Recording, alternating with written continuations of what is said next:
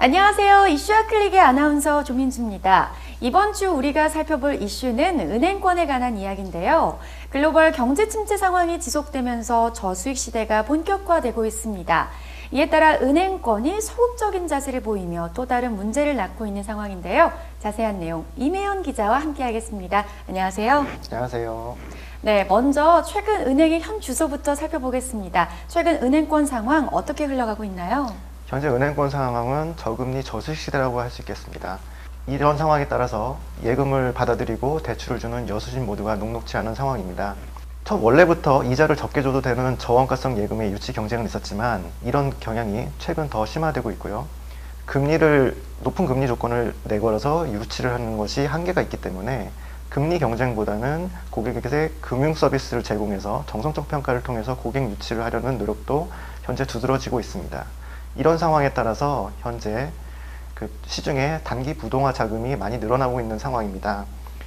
16일 한국은행에 따르면 정기예금이나 정기적금 등 저축성 예금은 898조 원대로 작년보다 약 1.0% 늘어나는 데 그쳤습니다.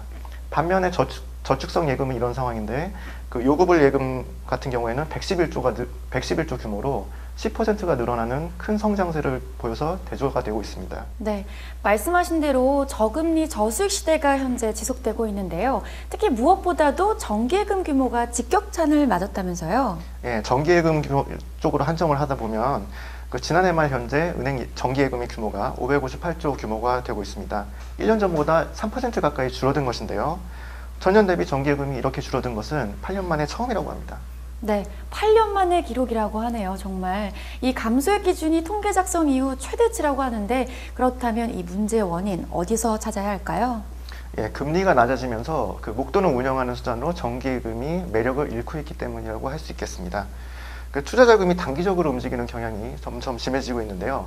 실제로 정기예금의 경우 만기가 1년 미만인 경우가 전체 규모의 25%에 달하는 등 전년보다 그 비중이 크게 늘고 있는 점을 주목해 볼 수가 있겠습니다.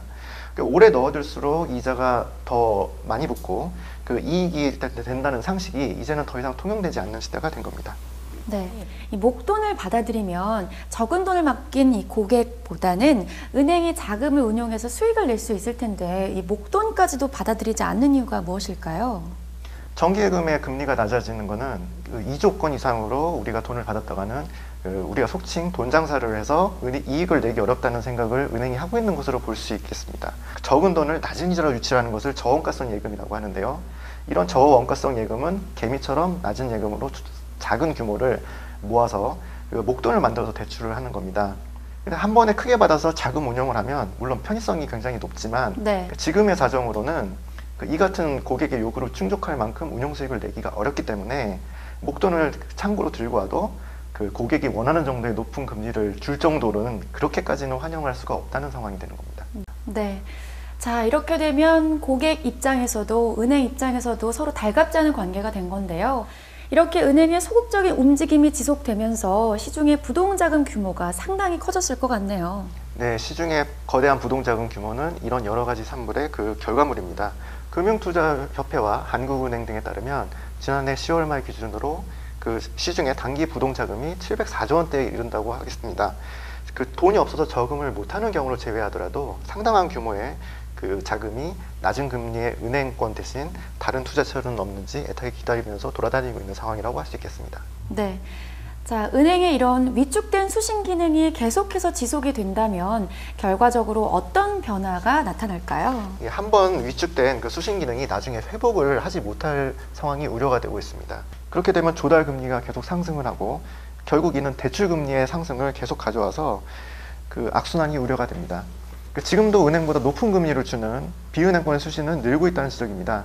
하지만 이렇게 비싼 금리를 주면서 자금을 끌어모으면 당연히 일반 국민들의 위한 대출 수요로까지 충족을 하기에는 쓰기가 어렵습니다. 네, 말씀하신 것처럼 은행권의 이런 움직임 때문에 새로운 돌파구를 찾기 위한 그런 욕구가 높아지고 있습니다. 그렇다면 돈을 굴리기 위한 새로운 해결책에는 어떤 게 있을까요? 현재 가계대출 같은 경우에는 이미 큰 폭탄을 안고 있고 또 부동산 대출과 연계되어 있기 때문에 연착륙이 필요한 상황이라고 할 수 있겠습니다. 그렇기 때문에 결국 기업금융의 역할과 역량을 강화하는 것이 돌파구라는 요구가 나오고 있습니다. 네, 그럼 대기업 같은 경우는 어떤지 궁금한데요. 역량 있는 대기업은 정작 은행에 자금을 쓸 필요성을 느끼지 못할 것 같아요. 예, 말씀하신 것처럼 은행권에서는 안정적인 대기업 대출을 선호하고 또 안정적이다 보니까 대기업 같은 경우에는 자체적으로 자금을 조달한다든지 여유 자금을 쓰기 때문에 이런 은행 대출에 의존하지 않는 경향이 있었던 게 사실입니다. 사실 아무래도 중소기업 쪽은 불안감이 아직 높겠죠.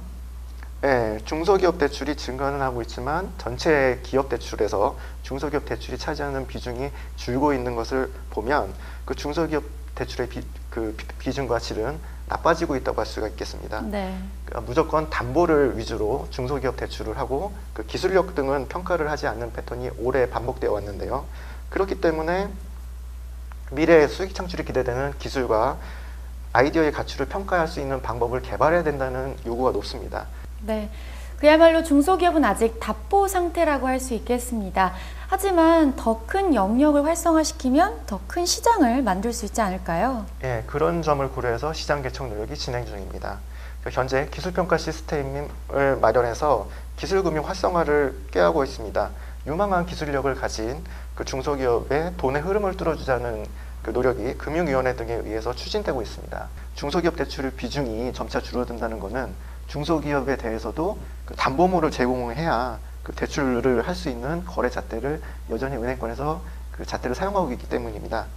그렇기 때문에 돈을 쓰고 싶어도 쓸 수 있는 중소기업이 한정이 되는 것은 문제라고 할 수 있습니다.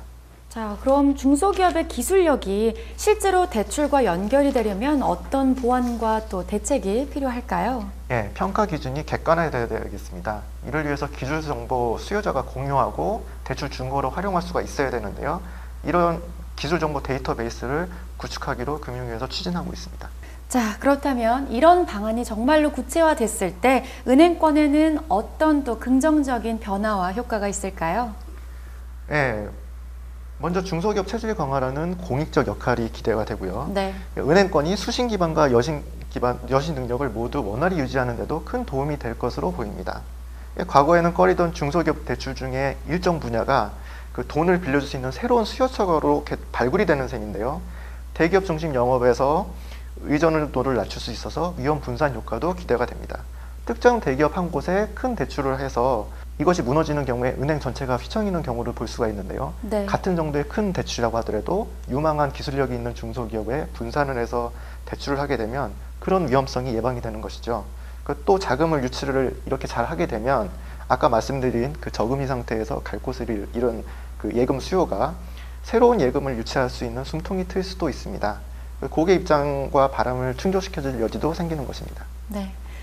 자, 이번 문제를 잘만 극복한다면 더 큰 성장을 할 수 있는 기반을 또 마련할 수 있겠네요. 예, 글로벌 경제 침체 상황에서 소극적으로 대응하는 데 만족을 해왔는데 이 측면을 넘어설 수 있어 보입니다. 대출 금리를 싸게 주고 또 이제 예금 금리를 높게 주는 것을 유일한 무기로 했던 과거 패턴에서는 현재의 저금리 상황을 헤쳐나갈 수가 없는데요. 이 경제 사정에서 그 새로운 파트너를 중소기업을 키워서 거래를 하면서 서로 상생하는 거래 모델을 만들 수 있다는 점에서 긍정적이라고 하겠습니다. 네.